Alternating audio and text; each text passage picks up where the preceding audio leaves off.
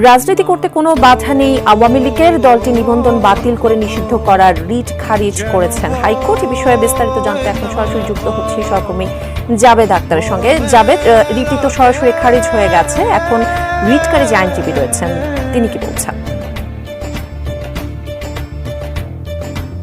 রিটকারী যে আইনজীবী আরিফুর রহমান মুরাদ ভূঁইয়া, তিনি নরসিংদীর একটি মানবাধিকার সংগঠন সারদা সোসাইটি, এই সংগঠনের নির্বাহী পরিচালক। তিনি এর আগেও বেশ কিছু রিট করেছেন এবং তিনি ইন পার্সন এই রিটটি করেন, অর্থাৎ কোনো আইনজীবী থাকে না তার।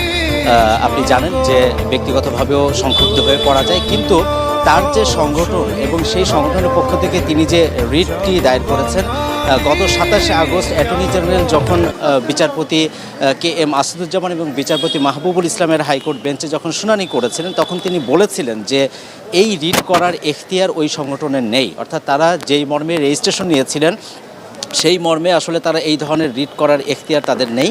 এবং তিনি কিন্তু সেদিন বলেছিলেন অ্যাটর্নি জেনারেল যে এটি তাদেরকে কস্ট বা জরিমানা করা হবে, কিন্তু আজ জরিমানার বিষয়টি আসেনি, কিন্তু আদালত তার রিটটি শুনানি করেছেন। তিনি এখানে ব্যক্তিগতভাবে তার বোন বিভিন্ন সময় পরীক্ষা দিয়েছেন, BCS পরীক্ষা, সেখানে টিকেন, এই সমস্ত বিষয়গুলো আসলে শুনানিতে এনেছেন। কিন্তু এই শুনানি করতে গেলে এত বড় একটা রাজনৈতিক দল তাদেরকে বাদ দিতে গেলে যে সমস্ত সারকামস্টেন্সেস এভিডেন্স বা যে সমস্ত তথ্য উপাত্ত বা আরও যে সমস্ত প্রস্তুতি তার দরকার ছিল সেটি না থাকাতে এটি সামারিলি রিজেক্ট করেছেন, অর্থাৎ এটি উত্থাপিত হয়নি মর্মে তারা সরাসরি খারিজ করে দিয়েছেন হাইকোর্ট।